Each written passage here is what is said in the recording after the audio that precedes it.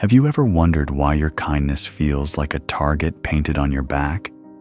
You weren't hated because you were bad. You were hated because your kindness revealed something terrifying, not just in them, but in you. If you ignore this truth, you'll spend your life bleeding for people who mistake your light for weakness, your depth for desperation, your love for something they can consume without consequence. Let me show you what's really happening beneath the surface of this painful pattern. Meet Gwen. She's a nurse who lights up every room she enters, always the first to ask if you're okay, the last to leave when someone needs help. Her empathy flows like water, natural, endless, life-giving. But something strange happens wherever Gwen goes. Colleagues roll their eyes when she speaks. They call her too much behind her back. They take her kindness, then dismiss her presence like she's somehow performing. Gwen doesn't understand. She gives them her heart and receives silence in return. She offers understanding and gets judgment. She provides comfort and earns resentment. Sound familiar? You see, Gwen thought being kind was her superpower, but at some point, without her even noticing it, became her prison. And if you're an empath who's been painfully disrespected your entire life, maybe there's something Gwen and you haven't seen yet. Here's what Carl Jung understood, that most people miss every light casts a shadow. And empaths cast the deepest shadows of all. When you shine your empathy on others, you're not just offering kindness, you're holding up a mirror. You're showing them what emotional attunement looks like, what genuine care feels like, what it means to actually see another person. And that terrifies them, because most people have spent their entire lives hiding from their own emotional truth. They've built walls around their hearts, numbed their feelings, convinced themselves that caring too much is weakness. Then you walk in, feeling everything, noticing everything, responding to needs they didn't even know they were broadcasting. You make them feel exposed. But here's where Jung's wisdom cuts deeper. He said, "Until you make the unconscious conscious, it will direct your life, and you will call it fate." As an empath, you've made an unconscious contract with the world. It goes something like this. I will absorb your pain so you don't have to feel it. I will stay soft so you can stay hard. I will give endlessly so you never have to risk vulnerability. And in return, you expect to be loved, appreciated, seen. But that's not what happens, is it? Instead, you've unconsciously taught people that you don't need to be respected to stay. You've shown them that your love has no boundaries, your care has no limits, your presence has no price. You've made yourself emotionally available to people who are emotionally unavailable to themselves. This is where your Carl Jung shadow lives, in the vast space between your conscious kindness and your unconscious terror of rejection. Your persona, the face you show the world, says, I'm here for everyone. I love helping people. Their pain matters to me. But your shadow, the parts of yourself you've pushed into darkness, whispers something entirely different. I'm terrified that if I'm not endlessly giving, I'll be abandoned. I'm afraid I have no inherent value unless I'm needed. I'd rather feel everyone else's pain than risk facing my own unworthiness. Your persona performs empathy, but your shadow reveals the fear driving the performance. Your persona says you're naturally caring, but your shadow confesses you're desperately seeking proof that you matter. Your persona claims you love helping others heal, but your shadow admits you're avoiding your own wounds by staying busy with everyone else's. This shadow isn't evil, it's wounded. It's the part of you that learned early that love was conditional, that your worth was tied to your usefulness, that being too much meant being alone. Here's what's fascinating. People can sense this shadow energy even when they can't name it. They feel the neediness underneath your nurturing. They recognize the fear beneath your care. They sense that your empathy is being performed from a place of woundedness rather than flowing from genuine wholeness. That's why your kindness sometimes feels hollow to others, why your empathy can feel suffocating, why your care can trigger resentment instead of gratitude. It's not because you're not genuinely caring. You absolutely are. It's because your care is tangled up with your own unhealed need to be needed, your own terror of abandonment, your own deep-seated belief that you must earn love through endless giving. So let me ask you something that might sting. Are you kind out of love or out of fear? Are you empathetic because you genuinely care about others, or because you're terrified of what happens when you don't? Are you always available because you're generous, or because you're afraid of being forgotten? Take a breath. Feel that discomfort. That's your shadow knocking. What if I told you that your empathy, the very quality you've been most proud of, has also become your most elaborate prison? What if the reason you're painfully disrespected isn't just because others are cruel, but because you've unconsciously taught them that disrespecting you has no consequences? Think about the last time someone took advantage of your kindness. What did you do? You stayed. You understood their perspective. You made excuses for their behavior. You tried harder. You gave more. When someone dismissed your feelings, how did you respond? You probably absorbed their irritation, questioned whether your emotions were valid, maybe even apologized for having needs in the first place. When someone treated you like you were too much, what was your reaction? You made yourself smaller. You toned down your enthusiasm. You became less authentic, less vibrant, less yourself. You've spent so long being the person who absorbs everyone else's emotional chaos that you've forgotten you're allowed to have your own emotional weather patterns. You've become so comfortable with emotional hunger that you've convinced yourself it's normal to starve while feeding everyone else. But here's the deeper truth that Carl Jung spent his lifetime trying to help people understand. Sometimes you're not hated because you're weak or broken or too sensitive. You're hated because you make others feel exposed, and that threatens their carefully constructed emotional armor. Your authentic presence forces others to confront their own emotional disconnect. Your willingness to feel deeply highlights their emotional numbness. Your openness reveals how closed off they've become. Let me tell you about Rachel. She was an empath who worked in a corporate environment full of people who prided themselves on being tough and logical. Rachel would notice when colleagues were struggling. She'd see the stress in their posture, hear the exhaustion in their voices, sense the frustration they were trying to hide. When she'd offer support, or simply acknowledge what she observed, her colleagues would get uncomfortable. They'd make jokes about her being the office therapist or too emotional for business. They'd dismiss her insights as touchy-feely nonsense. But what Rachel didn't understand at first was that her emotional intelligence was triggering something deeper in them. Every time she accurately read their emotional state, she was proof that they weren't as hidden as they thought.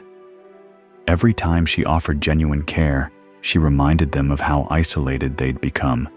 Every time she responded to their humanity, she highlighted how much of their own humanity they'd sacrificed for professional success. This is projection, the psychological defense mechanism where we hate in others what we cannot accept in ourselves.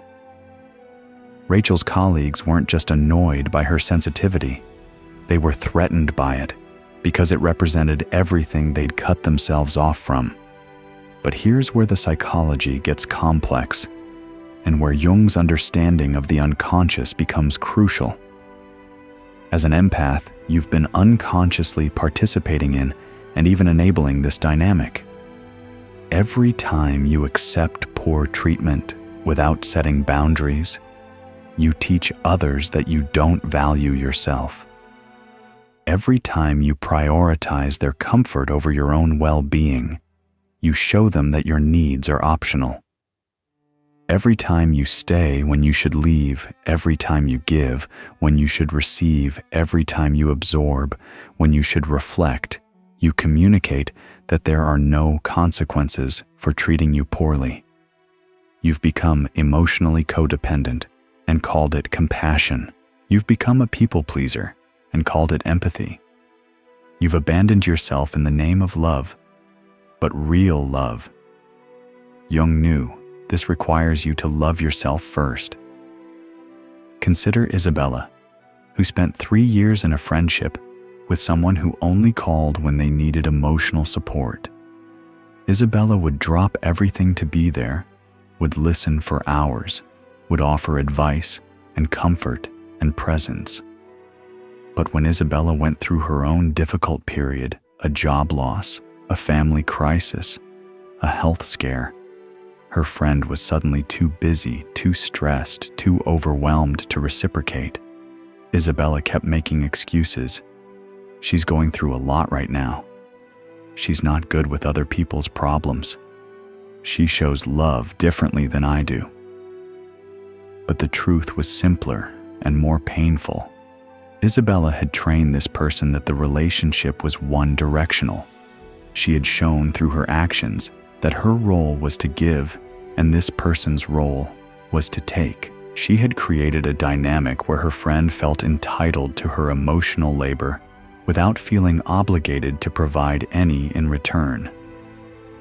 Here's the truth that changes everything, the insight that can shatter your old patterns forever.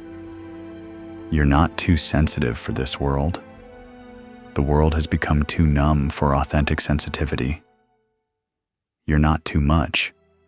Most people have just become comfortable with too little emotional connection, too little depth, too little realness. You're not broken for caring deeply. Others have just become scared of their own capacity for deep feeling.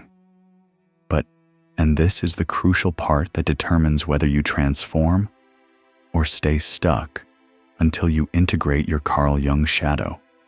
Until you acknowledge the fears that drive your endless giving, you'll keep attracting people who are comfortable taking without reciprocating. Until you develop healthy boundaries, you'll keep teaching others that your love is desperate rather than generous, that your care is needy rather than nurturing, that your presence is guaranteed rather than precious. Until you learn to value yourself as much as you value others, people will continue to treat you as less valuable because you've shown them that's how you see yourself. The problem isn't your empathy. The problem is your lack of self-empathy. The issue isn't your sensitivity. The issue is that you've never learned to be sensitive to your own needs, your own limits, your own worth. This is what Jung called the confrontation with the shadow, the moment when you must face the parts of yourself you've been avoiding. For empaths, this means acknowledging that your kindness sometimes comes from fear, your empathy sometimes comes from codependency, your availability sometimes comes from a terror of abandonment. It means admitting that you've been unconsciously using your empathy as a strategy to avoid rejection, using your care as a currency to buy love, using your emotional intelligence as a tool to manage others' perceptions of you. This recognition can feel devastating. It can shake the very foundation of how you see yourself. If your empathy isn't pure, if your kindness has shadows, if your care has hidden motivations, then who are you really? But this crisis is also your liberation. Because once you can see the fear-based patterns, you can begin to choose differently. Once you understand the unconscious contracts you've made, you can renegotiate them. Once you recognize the prison you've built from your own kindness, you can find the keys to unlock it. The real power of an empath isn't endless softness. It's the moment they stop performing empathy and start embodying it consciously. It's when they realize that saying no doesn't make them less loving. It makes their yes more meaningful, more intentional, more valuable. It's when they understand that boundaries aren't walls that keep love out. They're containers that help authentic love flourish. They're not barriers to connection. They're invitations to real intimacy based on mutual respect rather than one-sided sacrifice. Let me tell you about Diana's transformation. Diana used to be exactly like Gwen and Marcus and Isabella, always available, always understanding, always absorbing everyone else's emotional storms while pretending she didn't have weather patterns of her own. She was the friend everyone called during their crises, but who rarely received calls when she was struggling. She was the colleague who stayed late to help others, but whose own projects were always deprioritized. She was the daughter who managed everyone's feelings at family gatherings, while her own needs went unnoticed. Then Diana's life hit a breaking point. A close friend betrayed her trust. Her workplace became toxic, and her family took her endless availability for granted to a degree that left her completely depleted. She found herself lying in bed one morning, unable to get up, feeling like she had given so much of herself away that there was nothing left. That's when Diana asked herself Jung's crucial question: what part of myself have I abandoned in order to be loved by others? The answer was devastating and liberating. She had abandoned her own needs, her own voice, her own inherent worth. She had made herself invisible in service of making others comfortable. So Diana began what she called her conscious empath experiment. Instead of automatically saying yes to every request, she started saying, "Let me think about that and get back to you." Instead of immediately absorbing everyone's emotions, she started reflecting them back. "That sounds really challenging for you. How are you planning to handle it?" Instead of being endlessly available, she started being selectively present. Instead of giving advice automatically, she started asking, "Are you looking for solutions, or do you just need someone to listen?" At first, some people were confused. A few got angry. They accused her of being selfish, of changing, of not caring anymore. Her friend who had betrayed her was particularly upset that Diana was no longer available for their emotional dumping sessions. But something beautiful started happening. The people who truly valued Diana, not just her usefulness, but her whole self, stepped closer.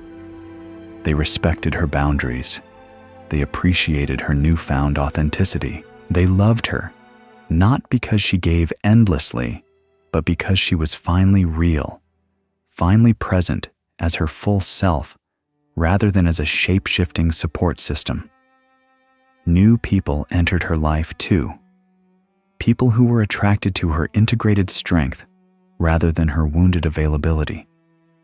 These were people who wanted to exchange energy rather than just consume it, who saw her boundaries as signs of health rather than selfishness. This is what Jung called individuation, the process of becoming whole by integrating both your light and your shadow. For empaths, this means acknowledging that your kindness sometimes comes from fear. Your empathy sometimes comes from codependency. Your availability sometimes comes from a terror of abandonment. But it also means recognizing that your sensitivity is a gift. Your emotional intelligence is powerful. Your capacity for connection is rare and precious. The goal isn't to become less empathetic. It's to become empathetic from a place of wholeness rather than woundedness. It's to care about others while also caring about yourself. To feel deeply while also setting boundaries. To be emotionally available while also being emotionally honest. This integration is what transforms you from a people pleaser into a conscious empath, from someone who bleeds for others into someone who heals with others. When you integrate your Carl Jung shadow, your relationships change completely. You stop attracting energy vampires and start attracting energy exchangers. You stop being the therapist in every relationship and start being an equal participant. You stop giving to get love and start loving from overflow. People who were comfortable with the unbalanced dynamic will leave. Let them. They were never truly with you anyway. They were with your willingness to disappear for their comfort. But the people who stay, the people who are drawn to your integrated authenticity, will love you in ways you never thought possible. They'll love your boundaries as much as your openness. They'll appreciate your no as much as your yes. They'll see your wholeness, not just your usefulness. You don't have to stop being kind, but you do need to stop abandoning yourself in the name of love. True empathy isn't about absorbing everyone's pain. It's about feeling with others while maintaining your own emotional center. Real compassion isn't about endless giving. It's about giving from a place of fullness, not emptiness. Authentic connection isn't about becoming what others need. It's about being who you are and allowing others to meet you there. Start here. What would it feel like to direct even half the empathy you give others toward yourself? When you notice yourself shrinking to make others comfortable, pause and ask, what would happen if I stayed my full size? When you find yourself absorbing someone else's emotions, breathe and remind yourself, I can care about their feelings without carrying their feelings. When you catch yourself giving endlessly to someone who gives nothing back, whisper, my love is precious. It deserves to be treasured, not taken for granted. This isn't selfishness. This is self-preservation. This is what allows your empathy to become sustainable instead of depleting. For so long, you've been told that your sensitivity is weakness, that your emotions are too much, that your empathy makes you naive. But Jung understood what others miss. Your sensitivity is actually your strength. Your emotional range is your superpower. Your empathy is your gift to the world. The world doesn't need you to be less sensitive. It needs you to be sensitively strong, to feel deeply while standing firmly, to love broadly while loving yourself first. You are not a soft light that others can dim at will. You are a conscious flame that chooses where to shine and how brightly to burn. Keep your heart open, but keep your boundaries clear. Feel everything, but don't carry everything. Love fully, but love yourself completely. You weren't broken. You were just never taught that your light doesn't need to be painful to shine. You weren't too much. You were just surrounded by people who were comfortable with too little. You weren't hated for being bad. You were feared for being real in a world that's forgotten how to be authentic. If this truth found you today, it means your soul is ready to stop bleeding for those who never learned how to love without taking. Your empathy is not a weakness to hide. It's a strength to honor. Your sensitivity is not a flaw to fix. It's a gift to treasure. But remember, you can keep your heart wide open while keeping yourself safe. You can love the world without losing yourself to it. If this resonates, share it with someone who always gives but never receives. Help them remember that their light was never meant to burn them alive. You are not here to drain yourself for others' comfort. You are here to model what it looks like when empathy and self-respect dance together. Welcome home to yourself. The world has been waiting for your integrated wholeness.